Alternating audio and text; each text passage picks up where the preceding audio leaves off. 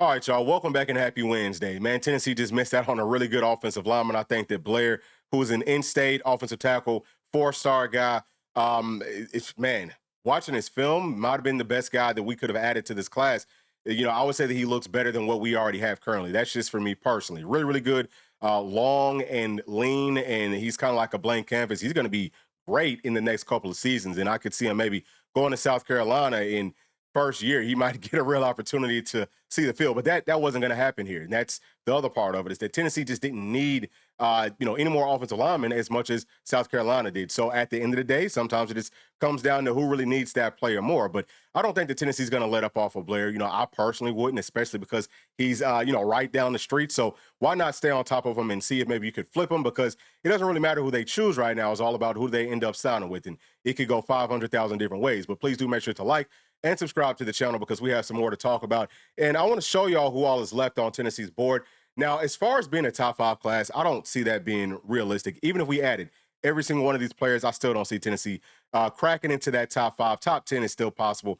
Dark green means that Tennessee is probably number 1 for them. Light green means that we're probably in their top 2. White means that they've already chosen another program, and it's a long shot that Tennessee's going to add them, but we'll keep on trying. So, again, if we add every single one of these players, I do not see Tennessee cracking top 5. But if we add most of the guys in green, I'd say about 95% of them, you could maybe lose one of them and still be straight. Then yeah, Tennessee could make it to the top 10, but that's still kind of a long shot. But the next player that does come off of the board is going to be Craig Tutt. And we talk a lot about Craig Tutt because in-state safety, obviously that's a spot that Tennessee needs to still add some more players, I think personally. But he has pretty good size. He's not the longest guy like Joel. He's longer. I think that is what you really should be looking for with your safeties on this level. I like Craig Tutt's game. You know what I'm saying? Like, I think that his coverage skills is what maybe worries me the most. He's more like a box safety, so like a strong safety that's good, good versus the run, kind of like a tank. I think very, very similar there.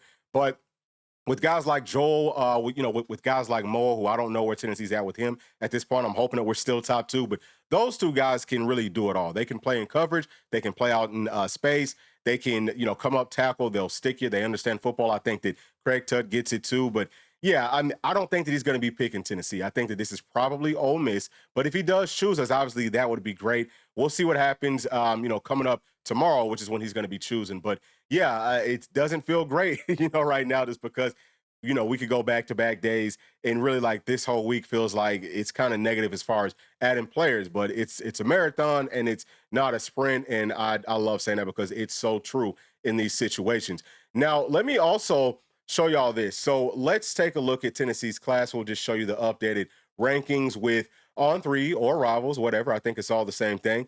And actually, I don't know if there really is too much movement, but a couple things that I did want to talk about. So Tennessee is sitting at number 15. And we talked about Tennessee's floor probably being at 16. I still think that that's true. But North Carolina, they're adding some more 4-stars. Like, they have a quarterback that actually plays at Grayson High School. He's really good. I think he's still probably underrated, but he was a 3-star previously. He got bumped up to like a top 60 player or something like that. So that could help him out, but they have 33 total players. How much more room do they have to add? What you typically see is whenever there's a new coach, they'll bring in a lot of players. And now that, in the ACC, I think that this year they can go up to that 105-man roster. So they might have more room to be able to add really who they want. They could get up to maybe 40-ish players. I don't know if that's what they really want to do, but they've been flipping players and everything else. So I can see that happening, and if it does, they're going to move up. I would have to say that Tennessee's new floor could potentially be at 17, if that happens. Now, that's just if everything goes horribly. Now, Washington, I don't think that they're going to be doing too much. Don't really need to worry about them, and I'm not too worried about North Carolina. I'm not too worried about dropping down, honestly. Penn State, they might do some things more towards the end of this cycle, but Tennessee will still add more players. So not I'm not on here being doom and gloom or nothing like that. Tennessee's still fine. It's not just about what we see with these rankings, like we say in every single video. It's about how do the players fit into our scheme? What was the coach's grades on these guys? Are they landing the players that they wanted to? Are we winning some of those battles with players that we really need?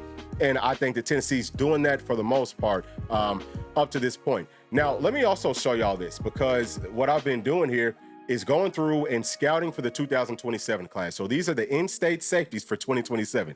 two guys from Knoxville that look really freaking good. Okay, so we have a 4-star and we have a 3-star, but that 3-star, 6'3", about 200 pounds, he's probably going to take a bump up in his rankings.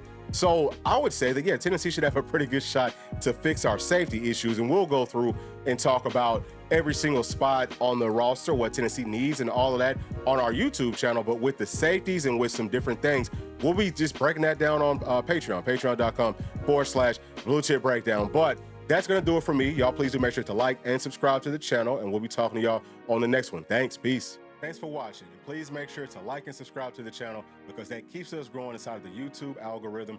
And if you did like this video, here's another one that you might also enjoy. Thank you, thank you, thank you. We'll see you on the next one. Peace.